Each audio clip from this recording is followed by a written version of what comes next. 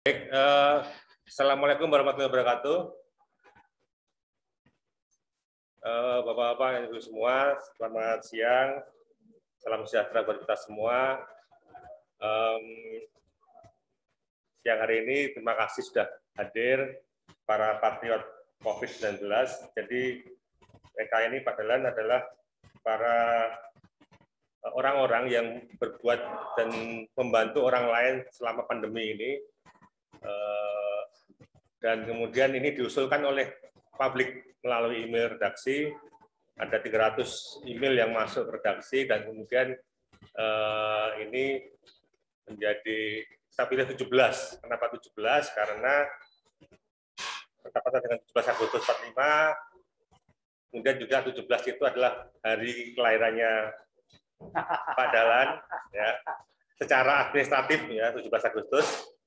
Kemudian 17 Agustus itu juga hari ulang tahunnya Bank Jatim yang ke-60. Jadi kenapa 17 orang yang kami pilih, karena angka 17 itu sangat penting pada bulan Agustus ini. Ya, sebelum kita mulai, kami akan berikan kesempatan untuk Pak Tony Prasetyo, Direktur IT dan Operasi Bank Jatim, sebagai partner kami dalam program Patriot COVID Jatim ini, untuk bisa menyampaikan speech-nya sekitar 2-3 menit, Pak Tony. Silakan Pak Tony. Pak Tony. Pak Tony Bank Jatim tadi sudah ada ya Pak Tony?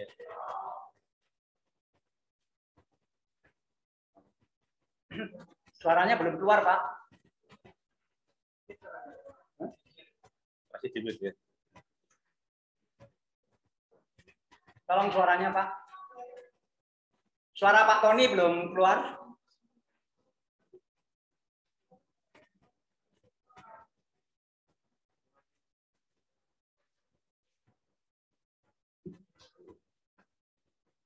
Tolong operator komputer, bagaimana agar suara Pak Tony bisa keluar?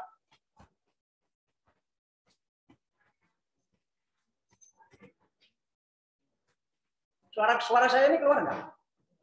Mana tandanya suara saya keluar? Iya, tidak pakai. Oh, suara Pak Tony udah keluar, Bu? Masih di mute? Oke. Yang nge-mute Pak Tony. admin atau Pak Tony sendiri? Dari Pak Tony belum ready. Oke, kalau gitu nanti Pak Tony sudah hadir, kita akan sapa lagi Pak Tony. Jadi ini padahal ada 17 patriot. Ya. Ada almarhum Bapak Arif Harsono. Ya, nanti saya bacakan. Ya. Nanti silakan Pak Dahlan bisa menyapa para patriot kita ini. Terima kasih. Assalamualaikum warahmatullahi wabarakatuh. Salam dan terima kasih Pak Tommy sebagai pimpinan redaksi harian Diswe yang punya ide untuk mengadakan acara Patriot COVID ini. Ketika Pak Tommy menyampaikan kepada saya bahwa harian Diswe mengadakan acara ini, saya senang sekali. Saya terharu sekali bahwa harian Diswe sangat peduli dengan mereka yang berjuang keras untuk ikut mengatasi COVID di Jawa Timur ini. Sehingga terpilihlah 17, tentu harusnya terpilih semua, tetapi karena dibatasi 17, sehingga yang terpilih adalah Pak Arif Harsono, almarhum, pemiliknya Samator, kemudian Bapak AKBP Teddy Chandra SIK MSI, ini Kasat Lantas Polrestabes Surabaya. Kita semua tahu bahwa polisi susah banget selama COVID ini karena berhadapan dengan berbagai macam watak orang penduduk Surabaya ini. Kemudian Dr. Yosepin Pratiwi, ini hanya 2 di antara 17 ini yang perempuan ya. Salah satunya Dr. Yosepin Pratiwi, dokter di Karangploso, Malang. Aduh, saya bisa bayangkan deh, karena semakin ke daerah, ketaatan kepada COVID ini belum tentu semakin baik, juga belum tentu semakin tidak baik. Maka saya percaya orang seperti Dr. Yosepin ini pasti habis-habisan waktunya untuk mengabdi kepada bangsa di bidang COVID ini. Kemudian ada Pak Imam Mahfudi, Ketua MCCC Sidoarjo. Saya tahu bahwa MCCC ini aktifnya juga luar biasa. Kemudian Saudara Fauzi Al-Ahmad Fauzi, relawan Tagana Bubuk Lakah, Malang juga. Ini hebat sekali. Saya terima kasih Pak Fauzi. Kemudian ada Pak Martino Wongi Afandi, pengemudi ambulan, yang kita tahu bahwa ambulan di masa COVID ini begitu vitalnya, begitu pentingnya. Dan ada orang seperti Pak Martino Wongi Afandi ini, kita semua sangat berterima kasih. Ini ambulan bukan ambulan biasa, ini ambulan sedekah rombongan. Jadi ada ambulan sedekah rombongan. Nomor 7, Rek Jeremia, ini foundernya Dapur Umum Surabaya. Kita semua tahu bahwa banyak sekali orang yang kesulitan mencari makan dan membeli makanan, maka ada orang seperti Pak Rek Jeremia ini kita semua sangat terbantu. Ada juga Pak Edi Sukoco. Ini Ketua Komunitas Ikatan Alumni Penyintas COVID-19 Jatim. Saya tahu beliau adalah orang yang gigih sekali menggalakkan plasma konvalesen. Kemudian ada Profesor Seanidom, ini ahli virus. Saya sering ketemu beliau juga, di setidak-tidaknya di telepon. Ini profesor ahli kita yang banyak memperingatkan bahwa COVID gelombang 2 atau varian baru itu bisa muncul karena kekebalan orang terhadap vaksin yang sudah ada. Kemudian ada Bung Antoni Utomo, Managing Director-nya Utomo Tech Group. Terima kasih, ini peranannya banyak sekali. Kemudian ada Pak Ato Irawan, Direktur Utama RSUD Sidoarjo. Pak Ato, RSUD Sidoarjo seperti juga rumah sakit yang lain sangat kebebanan luar biasa beratnya, tetapi Pak Ato ini orang yang sangat tabah.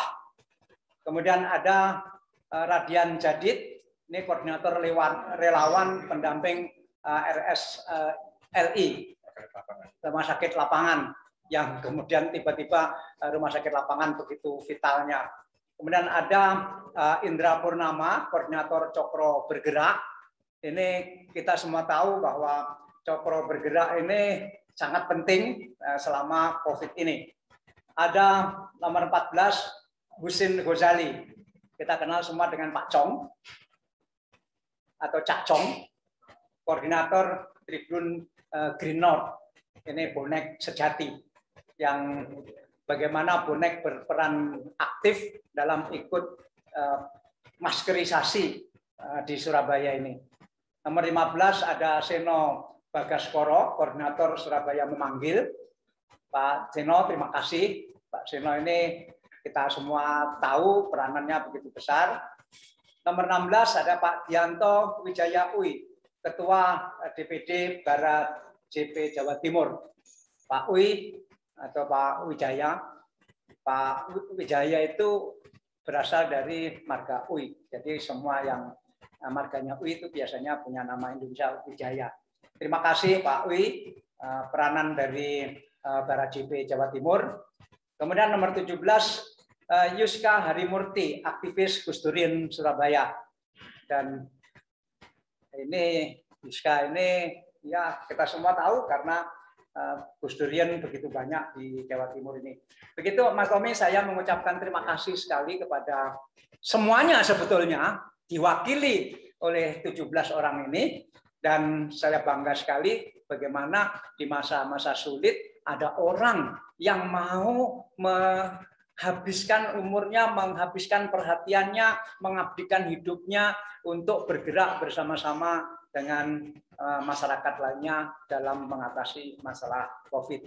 Dan tentu penghargaan dari Harian Diswe ini tidak ada artinya dan tidak seberapa dibanding pengorbanan dan pengabdian Ibu dan Bapak sekalian, teman-teman sekalian, mewakili ribuan atau ratusan ribu para relawan yang selama ini ikut mengatasi krisis. Sekarang kita akan dialog, dipimpin oleh Pak Tommy. Saya siap menjawab apa saja. Kalau ada yang bertanya atau ada yang punya ide apa, nanti kita bicara sama-sama. Silakan Pak Tommy, pemimpin redaksi harian Diswi. Ya, terima kasih Pak Dahlan. Kita mulai dari ini aja, dari Malang, dari yang medis first ya, Bu Yosefin Pratiwi. Selamat siang Bu Yosefin. Bu Yosefin ini dokter di Karangploso yang dia membuat alat semacam nebul gitu ya, nebulizer gitu untuk pasien, dan banyak yang terbantu dengan alatnya Bu Yosefin ini. Mungkin Bu Yosefin bisa cerita pengalamannya selama menangani pasien COVID dengan alatnya Ibu ini. Monggo Ibu Yosefin. Ya, terima kasih waktunya untuk Pak Dahlan dan Pak Tommy. Kebetulan alat ini sebenarnya digunakan untuk melonggarkan pernafasan. Jadi pada saat saya dihadapkan dengan pasien-pasien yang gagal nafas di depan saya langsung, itu saya tidak tega untuk mengusir mereka pulang ke rumah duduk manis dan nggak dapat peralatan dan bantuan, itu saya tidak tega. Akhirnya setiap hari saya pantau, mereka datang ke tempat saya dan saya berikan beberapa obat, banyak yang sembuh, asal tidak terlalu, saturasinya tidak terlalu turun ya. Kalau ada yang saturasi 82, 84, itu hidup sampai sekarang, sembuh. Saturasi 73 juga ada yang sembuh. Kemudian yang fenomenal juga ada. Saturasinya 60, 61, mestinya kalau di rumah sakit mendapatkan ventilator. Berhubung penuh, mereka tidak bisa ke rumah sakit, bahkan ada yang takut mungkin ke rumah sakit, mungkin trauma dengan keluarganya atau seperti apa. Itu ada yang sembuh, 5 orang. Ya, seperti itu. Jadi saya itu waktu ketemu pasien yang gagal nafas, saya tidak tega mengusir mereka pulang. Akhirnya saya terapi dengan nebulizer sih. Jadi obat-obatan yang mestinya ada yang disuntikan ke pembuluh darah vena dan lain-lain, saya masukkan ke uap, jadi inhalasi. Kemudian ada lagi sirup yang mestinya diminum ya, saya masukkan ke inhalasi. Jadi saya buat uap aja biar masuk ke paru, kemudian membuka jalur nafasnya itu. Ditangkap alveoli dan lega mereka. Saturasinya biasanya langsung naik cepat. Yosefin alumnus mana? Saya UWK, Pak Dahlan. Jadi lahir di Surabaya? Saya lahirnya di Jombang, di Pulau Jombang. Ya. Orang tua masih di Jombang? Orang tua, kalau mama saya masih di Jombang, tapi kalau almarhum papa sudah nggak ada. Ya, minta maaf, minta maaf. Ya, hebat sekali, hebat sekali. Ya. Ya. Dan itu ide dapat dari mana? Idenya itu dapat gini Pak Dahlan, waktu itu kan sejak awal pandemi, pasien saya kan penduduk desa, banyak yang tidak mau ke rumah sakit awal pandemi. Jadi saya secara nggak langsung mengamati mereka dari awal pandemi, kalau nggak mau ke rumah sakit, setiap hari saya suruh nongol ke saya, tujuannya untuk ngecek saturasi. Tidak bayar, tidak apa-apa, yang penting dia nyawanya tertolong dulu, seperti itu. Yosefin sudah berapa tahun di Karangploso? Saya sejak tahun 2010. Wah, kerasan ya.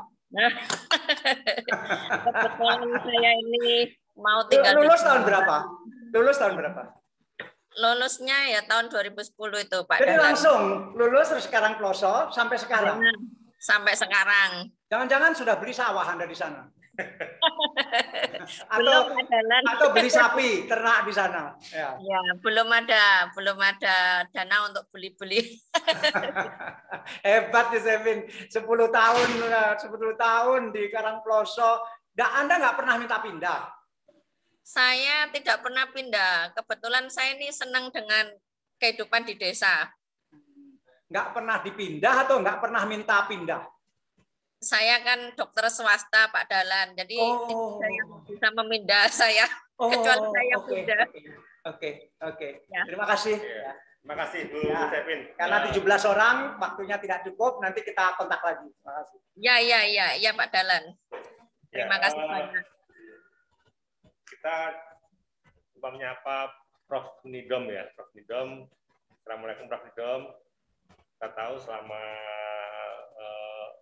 pandemi ini ya banyak jadi acuan lah media maupun masyarakat yang ingin update tentang virus, tentang vaksin dan sebagainya. Mungkin Pak Nidom bisa menyampaikan sekarang ini situasinya sebenarnya ini sudah kan orang bilang sekarang sudah mulai landai, sudah mulai kayaknya mulai ramai lagi lalu lintas, mulai padat lagi. Pak Nidom melihatnya masih ada ancaman atau bagaimana Pak? Ada gelombang ketiga nggak Pak nanti Prof? Ada gelombang ketiga nggak? Assalamualaikum warahmatullahi wabarakatuh. Salam. Saya terus terang kaget juga saya ditunjuk sebagai patriot ini kan gitu. Dalam apa istilahnya pemahaman saya kan selama ini apa yang saya lakukan ya memang karena kebiasaan saya memang meneliti virus RNA. Jadi dulu pada waktu flu burung juga saya ditunjuk oleh salah satu media untuk sebagai figur apa-apa begitu. Nah, pada waktu kemarin saya mohon maaf saya tidak bisa melayani fotografer dari Diswe karena memang di dalam lab kami memang ada agak ketat aturannya dan lagi saya membayangkan pada waktu flu burung dulu saya dikerjain betul sama fotografer wartawan itu Pak. Oh. Jadi saya disuruh action apa bergaya bagaimana. Jadi seperti foto model gitu. Jadi kenapa waktu itu menyulitkan Prof. Nidom? Bukan, saya jadi aneh gitu bahwa saya sebagai peneliti disuruh bergaya begini. Jadi artis. Jadi saya mengucapkan terima kasih Pak Tommy juga kepada seluruh teman-teman di Diswi dan teman-teman wartawan yang lain. Memang ini kebiasaan saya adalah apapun hasil saya, apapun kegalauan saya terhadap apa yang saya teliti, biasanya saya komunikasikan dengan teman-teman wartawan, paling tidak untuk memberikan suatu early warning lah, bahwa ini loh yang saya galaukan gitu. Nah, di dalam menyampaikan itu tentunya ada yang seirama atau berlenggak-lenggok informasi yang saya sampaikan, tapi kan yang penting tujuannya sama, agar pandemi ini segera bebas kan gitu. Nah, akan ada gelombang 3 nggak, Prof? Insya Allah. Hah? Insya Allah. Loh, bahaya dong, Prof. Bukan, tergantung kepada kita bagaimana. Yang selama ini yang saya lihat ini kan PPKM ini mengatur hostnya, mengatur environment dari virus. Tidak melihat bagaimana dinamika virus itu tatkala diatur oleh PPKM begitu. Itu yang mungkin kurang dianukan bahwa kita. Jadi apa yang harus kita lakukan, Prof, supaya tidak ada gelombang ketiga? Karena kalau ada gelombang ketiga, udah bosen kita, Prof. Ya, jadi yang perlu diwaspadai itu sekarang varian Lambda, Pak Dahlan. Varian Lambda ini sudah ditemukan di Peru, kemudian sudah ditemukan juga di Filipina. Nah, karakter dari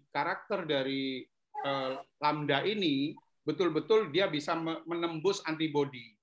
Wow. Jadi betul-betul menembus antibodi. Oleh karena itu perlu dilakukan kajian-kajian terhadap hasil vaksinasi. Ini belum ada masuk Indonesia ya, Prof ya? Belum ada atau sudah ada, tapi tracing-nya 3T-nya kan kita memang agak lemah, agak rendah.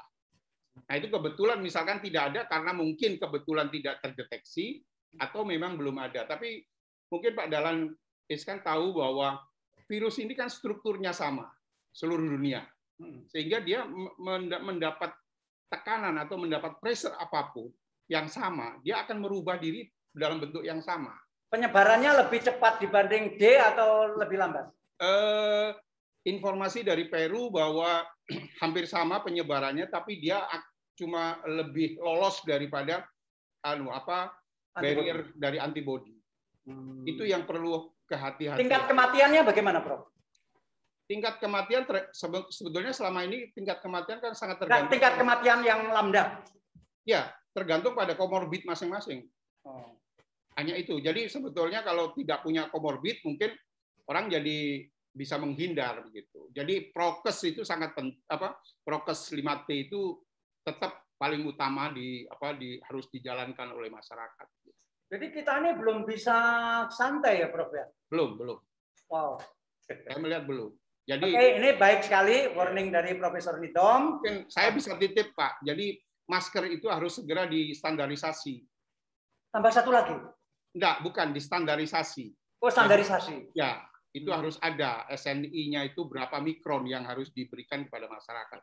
Tolong jangan sampai ada masyarakat merasa make tapi sebetulnya masih bisa lolos virus. Nah, dari yang umumnya dipakai sekarang ini berapa persen yang sudah memenuhi standar dan berapa yang belum? Yang memenuhi standar itu yang N95 saja, Pak. Wow.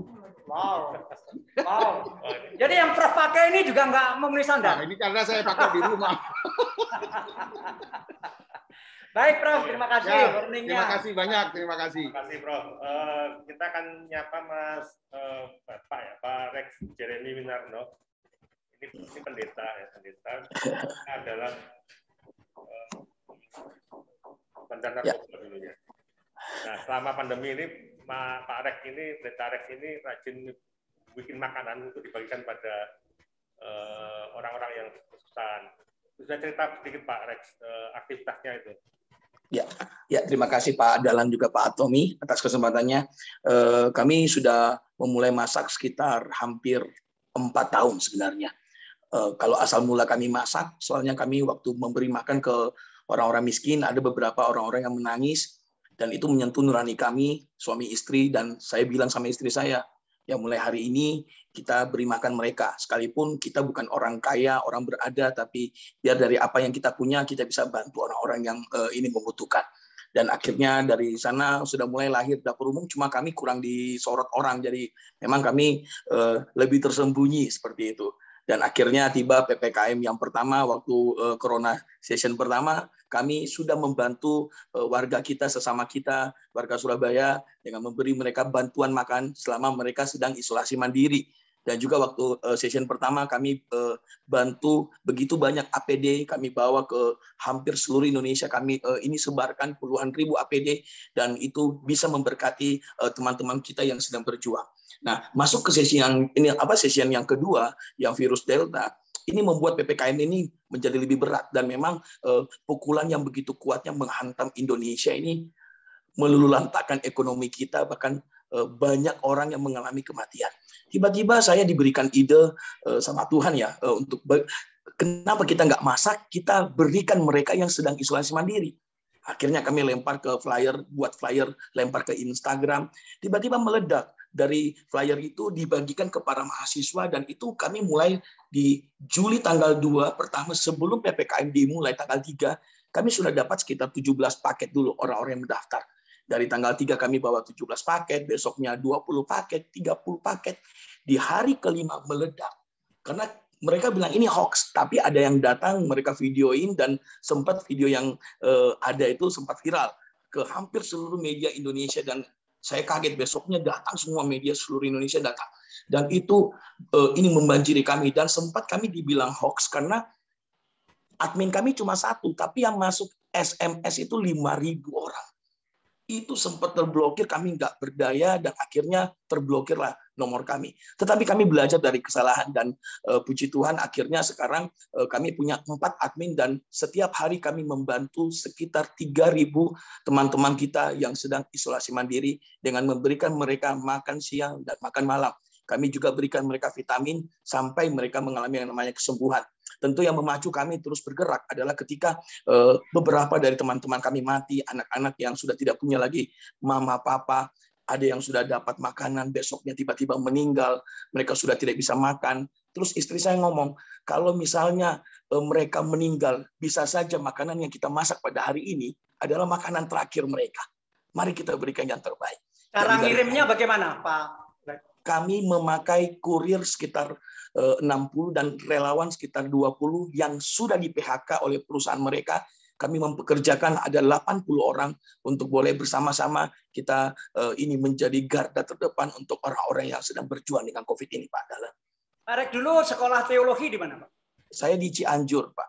Oh, Cianjur. Lahir di sana. Saya lahirnya Makassar, sempat di Ambon. Kami punya rumah makan ikan bakar. Pak Dahlan dulu sering makan di sana. Rumah makan Dedes, Pak. Rumah makan Dedes, Ibu Haji. Ya. Dulu Terima kasih. Berkat ya. Berkat. Iya, sehat. Ya. Alhamdulillah sehat, Pak. Terima kasih, Pak Rek. Nanti ke sana lagi, saya ke sana lagi. Tapi saya jangan dikasih paket yang untuk orang miskin ya. Siap. Dan dari sana Pak Dahlan sekarang sedang terjadi penurunan COVID. Jadi dari 3.000 paket sekarang tinggal sekitar 500, sekitar 80% sudah terjadi penurunan. Tetapi sedikit unek-unek kami bahwa angka kemiskinan itu semakin bertambah. Dan akhirnya dari sana kami buat lagi satu terobosan baru, kami buat satu program baru, yaitu Peduli Sesama. Kami berikan mereka paket sembako untuk keluarga yang miskin itu setiap minggu. Dan juga kami beri juga fogging gratis buat seluruh rumah ibadah yang memerlukan, bahkan juga fogging ke seluruh rumah-rumah warga yang ada di Kota Surabaya. Seperti itu.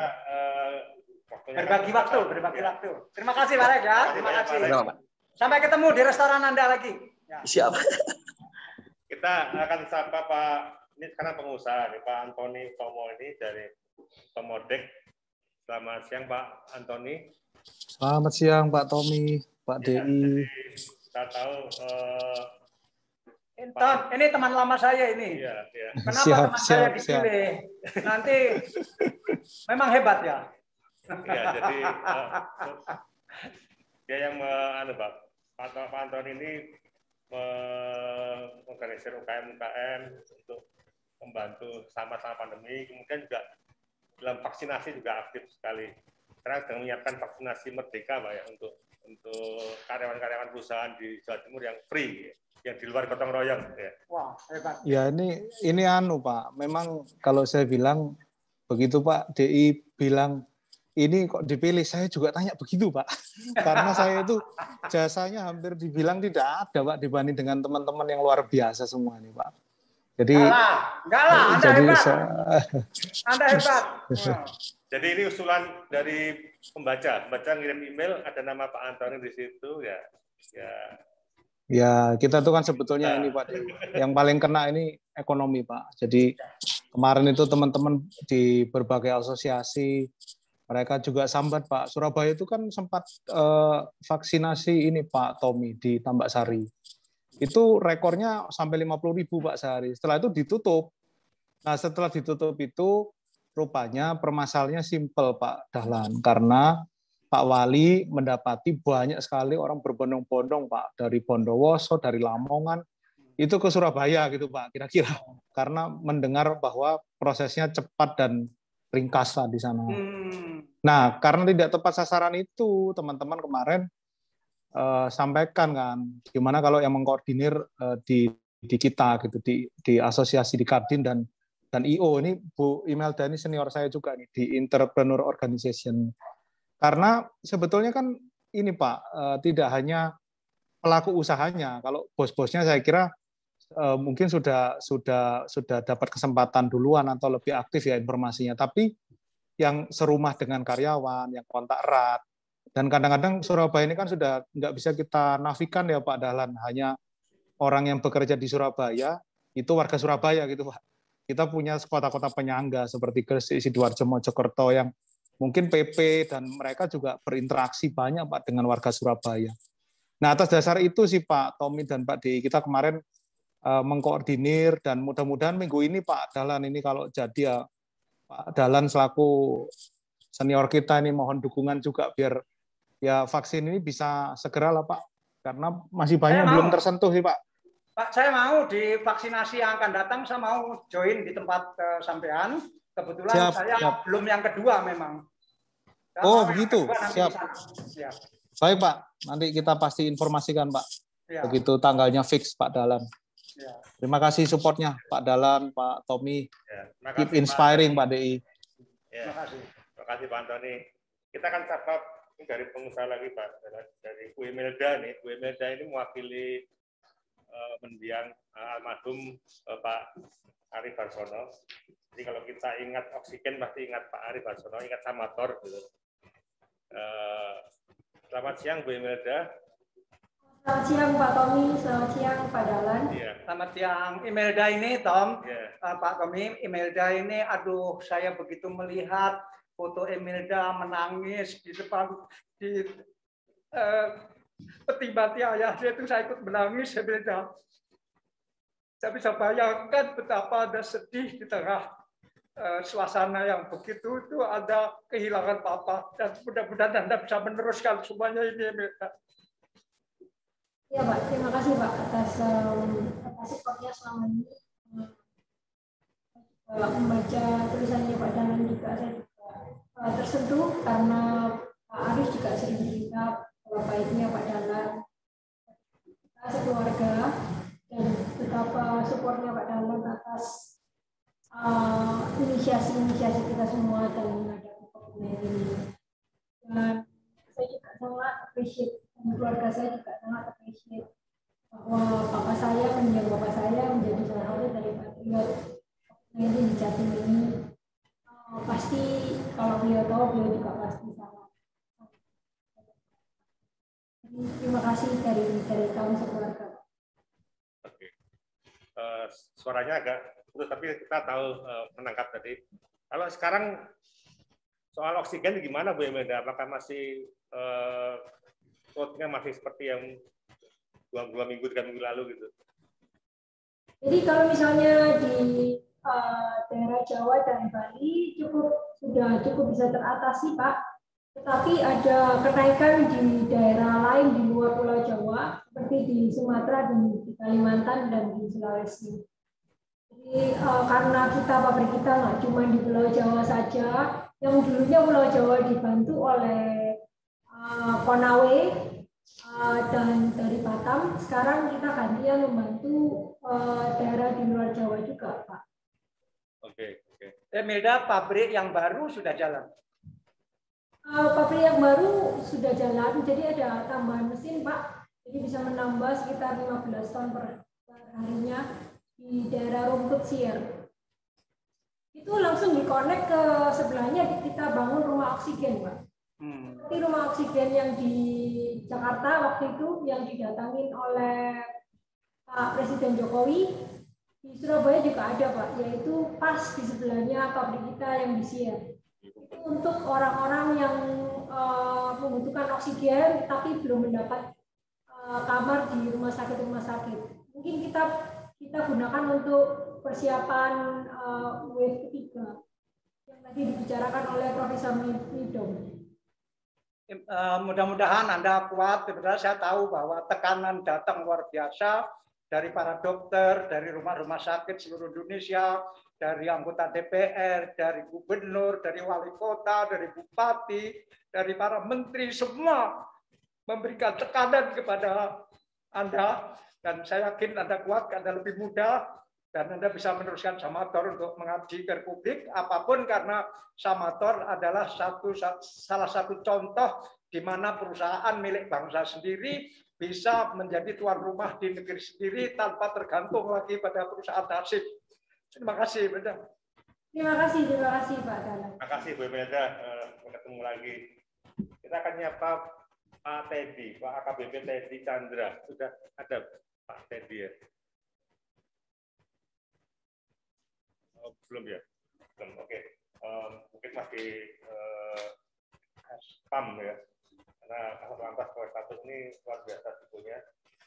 Baik, berikutnya saya menyapa Mas Yuska Harimurti dari Gus Durian. Selamat siang Mas Yuska. Mas Yuska tadi ada ya? Ya. Selamat siang Mas Yuska. Oh, mungkin masih belum. Ini dulu aja. Cokro Bergerak dari Mas Cokro Bergerak ini Mas Indra Purnama ya. Selamat siang Pak. Ya, assalamualaikum. Ya. Ini, nanti kita kembali ke Mas Yuska, sekarang Mas Indra dulu. Sekarang gimana Mas Indra? Masih kan aktivitasnya kemarin itu adalah dapur umum juga yang bagikan makanan pada. Jadi ini Cokro ini warung nongkrong gitu, warung kopi gitu, mereka yang suka nongkrong di situ ini sekarang bikin makanan bagi-bagikan kepada warga. Ya, apa aja Mas Indra yang dilakukan kemarin? Yang sekarang lagi berdagang singkong dari petani Mojokerto ini, Pak. Iya, saya lihat ada singkong di belakang Anda banyak sekali. Iya. Singkong apa itu?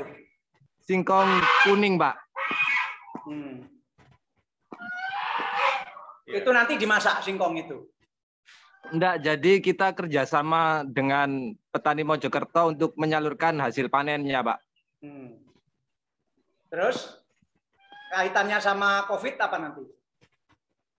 Banyak dari pedagang dan petani di pelosok susah untuk menjual barangnya ke kota, Pak. Jadi banyak hasil panen yang tidak terjual di kampung. Jadi supaya ekonomi mereka terus berjalan gitu ya. Ya. Nah, Anda bisa mendapatkan modal untuk membeli singkong petani itu dari mana modalnya? Jadi sebelum-sebelumnya kita memang berjualan beras, kopi, dan apapun itu. Jadi hasil dari penjualan-penjualan yang lalu kita buat modal diputar selalu untuk beli hasil panennya petani. Begitu. Sekarang ada berapa petani yang menjual singkongnya ke Mas Indra? Ini baru 3, Pak, dari satu desa. 3 petani dari satu desa. Kenapa dinamakan cokro? Cokro bergerak? Ya, karena bertempat di warung Mbak Cokro sih, Pak. Oh, oke. Nama warungnya Cokro. Ya. Oke. Ya. Anda alumni mana? Saya SMK Rajasa, Pak. Ya. Anda penyanyi rock ya? Kebetulan berkecimpung di kesenian, Pak. Oh, kesenian apa? Semuanya. Oh, rambut Anda bagus, kumis Anda bagus, dan cocok dengan wajah Anda. Saya ngiri rambutnya itu. Ya. Aduh. Saya nggak pernah punya rambut seperti itu. Ya. Siapa? Ya, hebat ya Anda. Tapi kalau nanti musim singkong sudah tidak ada lagi, apa yang dibeli? Kemungkinan besar ini setelah ini pisang, Pak. Dari daerah Mojokerto juga. Oh, itu Anda pilih nggak? Yang boleh jual ke saya adalah petani yang miskin atau petani kaya pun boleh jualan ke Anda? Kebetulan petani-petani yang lagi kesusahan untuk menjual barangnya ke kota, Pak. Jadi mencoba untuk mengurangi tengkulak. Ya. Oke, hebat sekali. Mudah-mudahan tambah lama, tambah besar, tambah banyak petani yang terbebas dari tengkulak yang harganya dijatuhkan itu. Makasih. Terima kasih Mas Indra. Kita akan sapa Mas Yuska Harimurti dari Gus Durian Surabaya. Mas Yuska, assalamualaikum Mas Yuska. Ya, suaranya belum terdengar, Mas. Ya. Assalamualaikum, Pak Tommy, Pak Dahlan. Assalamualaikum. Sehat-sehat semuanya. Bisa kita dikit sekarang aktivitas yang Gus Durian lakukan untuk pandemi ini, Mas. Jadi Gus Durian Peduli ini kan adalah bagian dari kerja-kerja jaringan Gus Durian yang dipimpin sama Ibu Alisa Wahid, putri Gus Dur yang pertama. Jadi khusus untuk COVID ini memang kita sudah bergerak mulai Maret 2020. Nah, sebenarnya kan kalau saya juga terkejut waktu dinobatkan gitu ya. Karena memang harus saya jujur katakan bahwa kita ini kan kerja kolektif. Karena modal dasar dari jaringan Gus Durian itu adalah teman yang banyak. Yang bermacam-macam latar belakang dan segala macam. Itu yang kita gerakkan memang. Nah, kebetulan saya sebagai Presidium Gus Durian Jawa Timur juga menghandle aktivitas menghadapi corona ini di Jawa Timur. Jadi banyak hal yang sebenarnya bisa dikatakan memang kami lakukan. Salah satunya adalah pengadaan ambulan laut di Kepulauan Sumeneb ya, di Kepulauan Sapeken itu kemarin waktu COVID itu kan memang banyak orang meninggal karena fasilitas kesehatan yang sangat kurang. Dan para pasien itu meninggal karena tidak ada pengangkutan yang membawa mereka dari kepulauan ke kota Sumeneb karena kapal-kapal umum itu kemudian kapal-kapal umum menolak untuk diangkut. Maka sekarang kita mengadakan ambulan laut. Kita sudah kasih ambulan laut untuk menopang kerja para nakes di kepulauan-kepulauan di wilayah Sumeneb itu, Pulau Sapeken, Pagaruyung, terus Kangen dan lain-lain. Itu salah satunya. Ada berapa perahu? Ada berapa kapal? Ini masih satu, Pak Dahlan. Satu. Bentuknya seperti apa? Artinya dilengkapi apa saja itu kapal? Ini masih ambulan saja. Jadi bukan rumah sakit ya. Ambulan saja. Jadi ada tempat seperti tabung oksigen dan lain-lain. Jadi saya cuma membawa saja supaya mendapatkan penanganan yang lebih cepat karena perjalanan dari Sapeken ke Sumeneb itu kan hampir 5 jam, 6 jam misalnya. Nah, kemudian yang lain adalah kita pernah juga mengadakan handphone untuk para murid-murid sekolah, kemudian bantuan sembako, dan yang terakhir adalah kita melakukan memang sama seperti Dapur Surabaya, kita juga melakukan pelayanan isoman hingga sampai 1 bulan kemarin kita sudah menangani kurang lebih 3.000 orang yang mereka mulai dari daftar sampai kemudian sakit. Tapi pada intinya bahwa apakah di provinsi lain Gus Durian juga bergerak seperti karena ada memang yang memang dari program nasional itu ada juga yang lokal. Kalau yang lokal itu sifatnya memang sesuai dengan kebutuhan masing-masing. Jadi seperti di Malang, kalau di Pare itu lebih banyak membuat peti mati, kemudian melayani sholat jenazah dan lain-lain. Nah, seperti di Malang itu hampir sama kasusnya dengan Surabaya dan beberapa kota lain itu juga bermacam-macam. Tapi intinya memang ada yang sifatnya berhubungan langsung dengan pasien atau menangani dampaknya.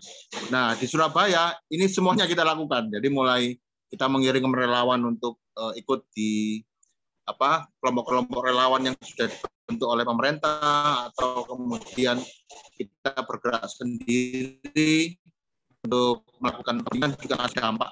Jadi yang terakhir ini kita sedang melakukan bantuan pangan untuk komunitas khususnya pekerja harian yang ada di Surabaya seperti pekerja supir bemo, kemudian para porter di stasiun dan lain-lain. Ya. Makasih banyak Mas juga atas waktunya. Selamat. Kita terima kasih. Menyapa Pak Ato Irawan ini Direktur Rumah Sakit Umum Sidoarjo. Ya.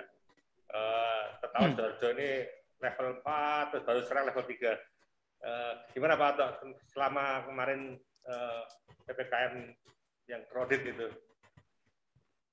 Assalamualaikum warahmatullahi wabarakatuh. Pak Dahlan, Pak Tommy, dan para patriot lainnya, salam sehat semuanya. Ya, kami memang bulan Juni, Juli ini betul-betul overload Rumah Sakit Sidoarjo. Kami kebetulan saya juga spesialis paru, jadi selama ini bekerja ya sepenuh napas ya Pak Dahlan. Dan juga sebagai direktur, kebetulan kami memang sudah menyiapkan sebelum flu COVID ini, ada flu burung, flu babi, kami sudah punya ruangan tekanan negatif waktu itu 4 ruangan. Sehingga kami tambah terus kapasitasnya sampai 300 bed. Tidak hanya ruang isolasi, kami juga menyiapkan bagaimana untuk tempat bersalin COVID, kamar operasi COVID, cuci darah COVID. Jadi rujukan dari mana-mana, dari luar kota juga dirujuk ke kami. Bahkan ini ada juga patriot Pak Radian Jadid ya, ini juga dirawat di ICU di Rumah Sakit Sidoarjo, dirujuk dari RSLI waktu itu. Kami tidak kemudian membebani pasien meskipun obat yang termahal pun gamma, ras, Actemra kami berikan kepada pasien yang membutuhkan di tempat kami. Sering kami dirujuk untuk keperluan pengambilan obat-obatan seperti itu. Dan kami alhamdulillah sebagai spesialis paru tetap praktek ini. Jadi kami waktu itu berupaya bagaimana pasien-pasien yang tidak dapat rumah sakit di tempat praktek, saya ingatkan untuk bisa pengobatan di rumah. Dan saya tidak pernah memberikan obat antivirus mulai awal pandemi sampai sekarang. Ternyata ya nggak ada manfaatnya sebenarnya antivirus. Malah bikin mual, bikin pusing. Yang penting itu adalah bagaimana obat antiinflamasi, anti keracunan, sehingga tidak jatuh pada kondisi badai sitokin. Kan ini kan self-limiting disease, bisa sembuh sendiri mestinya, tergantung daya tahan tubuh. Jadi ini yang selama ini kami kerjakan. Jadi sebenarnya kami ini masuk Patriot itu ya kerja sehari-hari. Jadi iya, beda. tapi istimewa termasuk punya prinsip tidak memberi obat virus, itu kan punya prinsip. Jadi tiap hari selama COVID pun masih praktek di tempat praktek. Iya, jadi saya itu praktek. Nggak takut kena COVID. Alhamdulillah, saya mulai awal pandemi COVID 14 Maret, saya malah pasien COVID pertama positif Sidoarjo itu saya yang ngawal ke ruang isolasi di Sidoarjo, ke keluarga. Jadi kami juga tiap hari sebagai direktur ke IGD, ruang isolasi harus keliling, memberi motivasi kepada nakes kita. Wong awal COVID pandemi itu dokter-dokter perawat juga banyak yang takut COVID. Kuncinya dokter kandungan apa, aja. Pak Dokter? Kenapa, kuncinya Pak? Kuncinya apa, Pak Dokter, tidak ketularan? Saya alhamdulillah nggak pernah keserempet COVID, ya bersyukur. Ya kami berharap bahwa memang bisa memberikan manfaat kepada sesama. Dan saya bilang ke virusnya ini Pak Dahlan, virusnya saya ajak bicara. Yo jangan saya diberi masuk ke tubuh saya masih diperlukan ke banyak orang. Saya bilang gitu ke virusnya. Jadi ini mungkin saya juga berupaya ikhlas bagaimana kerja itu ibadah, investasi kita di akhirat kelak, sehingga pasien-pasien kami di tempat kami betul-betul kita berikan pelayanan terbaik. Itu manfaat yang kami juga aura positif itu kami tularkan ke seluruh nakes SDM di Rumah Sakit Sidoarjo. Bahkan saya di Arsada, Ketua Arsada Jawa Timur, ke daerah-daerah lain, rumah sakit daerah lain juga memberikan motivasi yang sama. Dan ini COVID ini perang semesta, bukan cuma masalah kesehatan, tapi semua komponen masyarakat ini perang semesta, harus semuanya terlibat. Ini intinya, Pak. Memang Bapak pantas menjadi patriot COVID di Jawa Timur. Jadi ya, dari situ saja sudah ketahuan bahwa memang patriot sejati. Oke, terima kasih Pak. Ya. Terima kasih Pak Ato. Baik, kita akan ke Malang lagi. Di sana ada Mas Fauzi Al-Ahmad Fauzi. Ini Tagana Malang. Selamat siang Mas Fauzi. Mas Fauzi tadi ada tadi. Fauzi Al-Ahmad. Ya. Belum kedengaran suaranya? Oke, kalau gitu kita ke ini dulu, ke bonek nih, ke Cak Cong. Cak Cong, ya apa kabarnya Cak Cong? Alhamdulillah baik-baik. Assalamualaikum Pak Dahlan, Mas Tommy. Ya. Ini luar biasa di Not ini setiap ada bencana dimanapun turun, tidak hanya di Jawa Timur tapi keluar pulau pun datang. Gimana ceritanya nih Mas Cacong? Kan kalau di dunia sepak bola itu kita motivasi harus menang. Tapi di dalam sepak bola itu yang terpenting selain kemenangan itu ada sisi kemanusiaannya. Nah itu kita kan teman-teman bonek kan paham itu stigma negatif itu harus ditutupi dengan kebaikan dari teman-teman itu sendiri. Sebetulnya ini bukan nggak pantas lah kita disebut ini patriot, karena apa sih yang kita lakukan? Wong kita ini sebagai anak bangsa juga kewajiban kita sesama untuk membantu, itu aja sih Pak. Hebat. Hari Sabtu kan Persebaya main, nonton nggak? Pasti nonton lah, nonton dari rumah. Ya. Oke. Terima kasih Mas. Siap. Ya, siap. Kita akan nyapa sekarang, ini sudah ketemu Pak Dahlan, Pak Edi Sukoco. Pak Edi, lama nggak ketemu. Pak Edi, belum ada suaranya Pak Edi. Oke. Ada Pak Edi. Baik, itu, ada Pak Edi. Pak Edi, selamat siang Pak Edi, selamat sore. Suara belum keluar Pak Edi? Ya. Ya. Suara belum keluar Pak Edi? Pak Edi lagi di mana ini? Suara belum keluar? Oke. Suara belum keluar Pak Edi?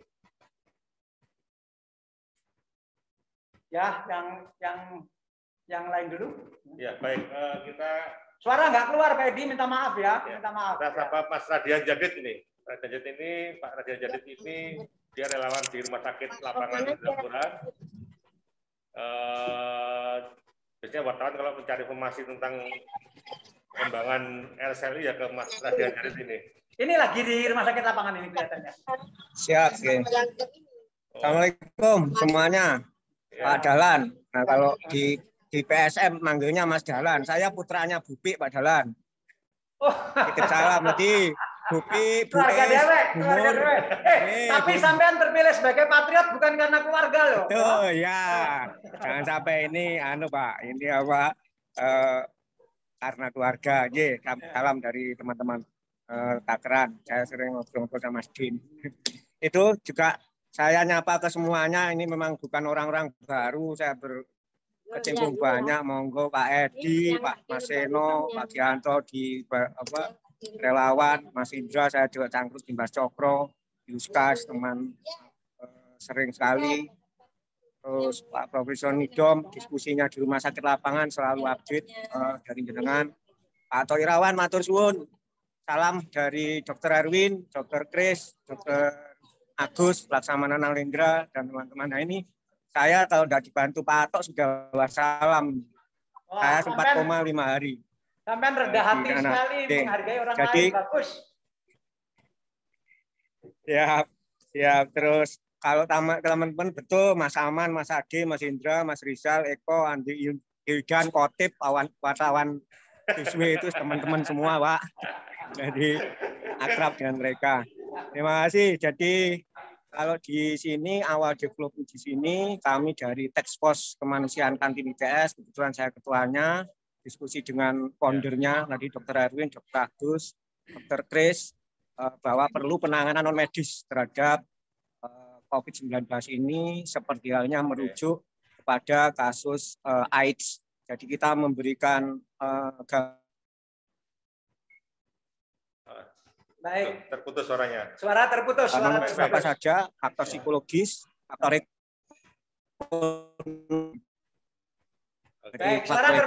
psikologis, sosial kemasyarakatan. Oke, Mas. Ini kelihatannya sudah nggak ada pasien ya di situ ya? Masih ada, Pak. Jadi pasiennya masih sekitar 145, pasien lama ya? Namun sudah kebanyakan dari pasien lama. Ya, dari pekerja migran sekarang yang banyak. Pasien dari pekerja migran. PMI. Makasih Mas Radian. Kita akan nyapa Pak Imam Mahfuzi dari Ketua MCCC Sidoarjo. Ini lembaganya Muhammadiyah yang khusus untuk menangani COVID. Ya, selamat sore Pak Imam Mahfuzi. Oke, selamat sore. Assalamualaikum Pak Dahlan Iskan, Mas Tommy. Ya. Salam warahmatullahi wabarakatuh. Ya. Apa kabar Pak Imam? Alhamdulillah baik Pak Dahlan. Jadi dengan menurunnya COVID ini apa yang masih dilakukan oleh Pak Imam? Pak, sebentar. Rompinya bagus.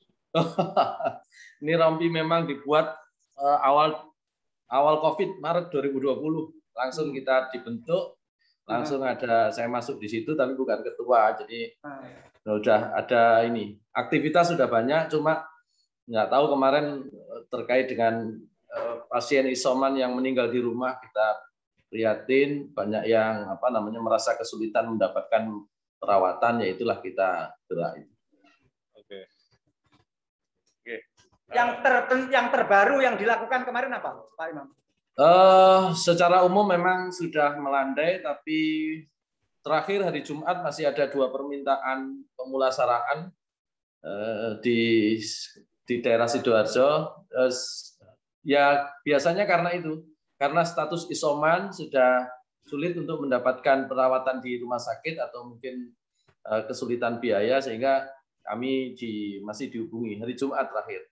Nah ini persiapan masuk sekolah, ini kami dilibatkan untuk koordinasi dalam hal pendampingan sekolah-sekolah yang akan masuk ini bagaimana protokol kesehatannya bisa dijalankan dengan baik. Mulai tanggal berapa Pak Imam? Secara umum kan sekolah sekarang sudah mulai masuk per Senin kemarin, ada di Gilir gitu ya. Cuma di Muhammadiyah sendiri belum diputuskan, masih kami akan rapat hari Kamis lusa. Tapi sementara ini aman ya kelihatannya ya. Mudah-mudahan begitu, kita semua berharap bahwa memang kecenderungannya tidak seperti yang disampaikan Prof. Nidom tadi ya. Kita berharap tidak ada gelombang berikutnya. Oke, makasih Pak Imam. Selamat Pak Imam. Kita akan sapa Mas Seno Bagaskoro, koordinator Surabaya memanggil. Ini termasuk yang membantu Pemkot Surabaya untuk pemakaman jenazah COVID ya. Oke. Assalamualaikum, selamat sore Pak Dalan, Pak Tommy, selamat sore. Ya, gimana Mas Seno? Izin ngapung. Masih wirawiri ke putih atau gimana ini? Saya lagi di Dinsos ini Pak Dalan sama Pak Tommy, lagi ketemu sama teman-teman driver ambulan. Kebetulan kita selama 2 bulan terakhir kita masuk di injury time waktu kemudian COVID cukup tinggi di Surabaya, bersama dengan banyak elemen masyarakat. Surabaya memanggil salah satu bagian dari itu. Kita kebetulan ada kurang lebih 650 teman-teman relawan di berbagai titik, termasuk untuk memulasara jenazah, untuk mengangkut jenazah COVID, kemudian untuk mengangkut pasien, kemudian menjadi petugas di asrama haji, kemudian ada juga yang untuk membantu percepatan vaksinasi, ada yang menjadi runner oksigen, ada yang jaga di puskesmas, melakukan tracing, dan lain sebagainya. Jadi kalau dibilang Patriot COVID, saya hari ini menjadi salah satu dari 17 orang yang dipilih. Saya kira penghargaan ini bukan untuk saya, Pak Dahlan dan Pak Tommy, tapi ini semua adalah untuk kurang lebih 1.000 kawan-kawan semuanya di Surabaya memanggil dan relawan-relawan yang lainnya yang kemudian setiap hari berjibaku untuk menghadapi ganasnya pandemi COVID-19. Saya merasa lebih terhormat apabila penghargaan itu tidak untuk saya semata, tapi sebetulnya lebih untuk kerja keras semuanya, gotong royong semuanya untuk Surabaya, untuk Indonesia. Terima kasih Mas Seno. Ya. Terima kasih Mas Seno. Rambutnya bagus. Terima kasih Pak Dalan. Ini senior semua. Oke, Mas Gianto Wijaya, Pak Gianto Wijaya, oi. Masih ada ya? Ya, selamat sore, Mas Tommy, Pak Dahlan, salam kenal. Selamat sore. Ya. Selamat sore. Aktivitasnya juga membantu untuk memberikan paket sembako, makanan, dan sebagainya. Sekarang yang masih dilakukan apa, Pak Gianto? Paket sembako masih jalan terus, Mas Tommy. Juga masih ada penanganan isoman, teman-teman masih ada yang di Malang, ada yang di Sidoarjo juga, di Surabaya juga, tapi secara keseluruhan sudah cenderung menurun. Salam kenal juga untuk semua teman-teman Patriot COVID di sini. Apa yang kita lakukan semua ini semoga bisa sedikit meringankan ya untuk masyarakat Indonesia, karena dampak dari COVID ini sebenarnya dahsyat sekali memang di sekeliling kita sendiri. Bahkan saya sendiri kehilangan ibu saya bulan lalu. Kehilangan ibu saya sendiri itu usia berapa beliau? Usia 77 Pak Dahlan. 77 di Rumah Sakit Adi Husada. Saya masih ingat itu setelah papanya Imelda itu. Setelah papanya Imelda meninggal, terus ibu saya masuk, masih ingat juga. Memang kondisinya seperti zona perang ya. Kalau bulan lalu itu, bulan 7, bulan Juli, bulan Agustus itu. Ngeri sekali Pak Dahlan. Betul-betul. Wah, yang saya bantu pun cukup banyak yang sampai meninggal juga karena memang kondisi usia dan komorbid. Jadi untuk kedepannya saya mohon info dan izin saran agar komunikasi kita ini jangan terputus, terutama untuk penanganan pencegahan supaya jangan sampai gelombang ketiga itu betul-betul terjadi. Terutama saran-saran dari Profesor Nidom tadi, juga dari Ibu Dr. Yosefin tadi, saya sangat tertarik itu mengenai nebul, obat-obatan apa yang bisa dipakai, karena yang saya tahu memang nebul itu efektif banget untuk mengurangi sesak dan batuk-batuk yang sampai ngekal-ngekal itu waktu varian Delta kemarin.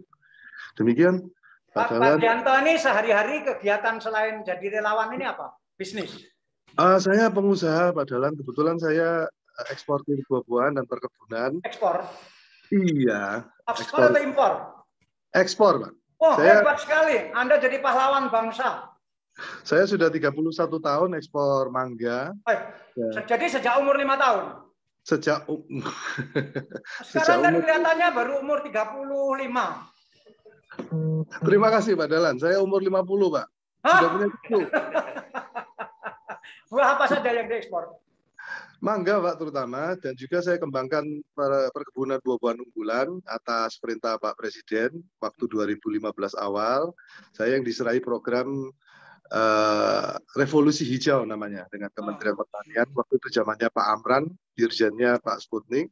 Saya yang buat perkebunan kelengkeng di Tuban, buat perkebunan durian musangking dan sudah panen, Pak Dahlan. Anda punya kebun musangking? Punya di Madiun. Di Madiun, Pak. Di Madiun, Pak. Sudah mulai berbuah?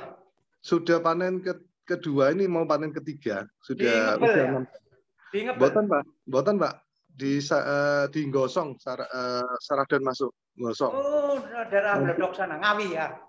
Nggak sampai Nganjuk. Oh, Saradan. Iya, Saradan, Pak. Oh. Kalau berkenan saya bisa kirim. Punya berapa pohon? Kalau musangking saya tanam cuma 500 pohon. Banyak. Cuma 500 pohon, Pak. Bukan sudah usia yang hidup bagus 300 pohon lebih. Sudah usia 6 tahun sekarang. Kebetulan Mas Emil Wagub sudah saya ajak panen. Kalau kebun kelengkengnya di mana? Kebun kelengkeng yang saya buat untuk masyarakat di Merak-Urak, Sugihan, Tuban. Itu 33 hektar. Tapi itu murni bantuan pemerintah untuk masyarakat, Pak. Anda musangking itu bisa ekspor? Musangking nggak perlu ekspor, Pak. Iya, dalam negeri aja perlu banyak. Ya. Ini mau panen aja udah pada inden. Oh, sudah inden ya? Saya inden 1. Boleh Pak. Boleh. Sekarang sudah pentil kecil-kecil gini. Ya.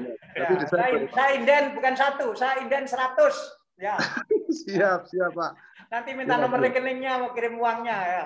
Gampang Pak, nanti aja gampang. Hebat ya, makasih.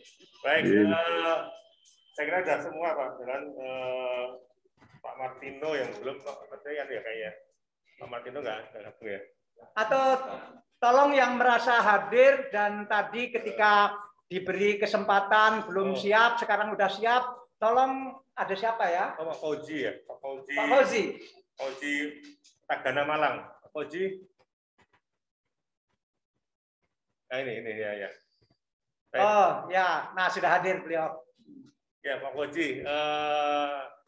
Kalau sekarang kan mulai landai begini, apa yang masih dilakukan di sana, Mas Fauzi? Bubuk kakak. Belum ada suaranya, Pak. Suaranya belum kedengar, Pak Fauzi. Pak Fauzi. Nggak kedengaran, Pak Fauzi. Halo, ya Pak? Ya, alhamdulillah kedengaran sudah. Ya. Mana Pak? Jadi apa yang dilakukan sekarang, Pak Fauzi, hari-hari terakhir ini? Apakah di sana yang terkena COVID juga terasa menurun? Sekarang tinggal 1, ini baru saya menjemput nih Pak dari isoter di kecamatan Pak. Terus bagaimana 1 itu supaya nggak menular ke banyak orang lagi? 1 isoman terkena Pak, isoman di rumahnya, saya pulang Pak. Isoman ya. Ya.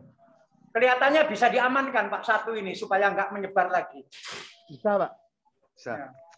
Pak Fauzi ini asli Gubuk Kelakah? Asli Pak. Wah, asli lahir di situ. Ya. Sekolah di mana terakhir? SMP di sini nih Pak. Gubuk Kelakah juga. Ya. Pak, kalau saya mau ke sana itu dari Malang ke arah mana? Ke arah Bromo Pak. Bromo. Oh, ke arah Bromo. Benar. Dekat ke Malang atau dekat ke Bromo? Dekat ke Bromo. Cuma kalau pakai motor 20 menit Pak ke Bromo. Waduh, hebat sekali. Anak saya Anak saya kalau naik sepeda ke Bromo selalu lewat kampung sampean berarti. Oh iya Pak, siap. Mampir Pak. Di sini mampir. Mampir, ada singkong nggak di sana? Banyak, banyak. Oh banyak ya. Kita Apel pemakan juga. singkong Pak. Ya. Ya siap, siap. Ya. Jadi mudah-mudahan Pak yang sisa satu orang sekarang tidak menular ke yang lain dan yang Ya, satu Pak. orang ini bisa segera sembuh dan mudah-mudahan kerja Pak Fauzi semakin ringan, Amin, kemudian amin. bisa mengerjakan yang lain-lain dan selamat Pak, Bapak jadi patriot COVID Jawa Timur sampai terpilih dari Buklakah ini. Salam untuk Bapak-bapak, Ibu-ibu warga sana yang tentu bangga dengan Pak Fauzi. Ya, Pak. Terima kasih. Terima kasih. Ya, baik. Saya kira ada Mas Eda? Oh, Mas Pak Edi tadi yang suaranya. Pak Edi. Suaranya tolong dites Pak Edi, suaranya. Sudah nggak kedengaran Pak Edi? Ini Pak Edi lagi di mana? Pak Edi lagi di mana kok nggak kedengaran? Pak Edi ini membantu Diswe banyak sekali dalam menggerakkan relawan plasma konvalesen. Aduh, minta maaf Pak Edi, suaranya nggak kedengaran. Maaf. Atau siapa lagi dulu? Ya, sudah ya. Baik, terima kasih kalau begitu Pak Dahlan dan tadi sebenarnya Bu Khofifah mau bergabung, cuman rakor di Gradi belum selesai sampai sekarang, jadi titip salam buat teman-teman patriot COVID. Kita akhiri Pak Dahlan. Ya, sebelum diakhiri Pak Tommy, saya mengikuti cerita para patriot semuanya di harian Diswe. Saya terharu dan saya sangat kagum kok masih ada orang-orang hebat seperti ini di Jawa Timur di saat semua orang mengalami kesulitan. Para patriot ini gigih di depan untuk berjuang sesuai dengan keinginan dan sesuai dengan passion masing-masing. Yang penting pokoknya kita membantu orang banyak. Terima kasih dan selamat menjadi patriot COVID Jawa Timur di harian Diswe. Assalamualaikum warahmatullahi wabarakatuh. Assalamualaikum warahmatullahi wabarakatuh. Terima kasih. Warahmatullahi wabarakatuh. Pamit Pak. Terima kasih Pak. Terima kasih. Terima kasih semuanya.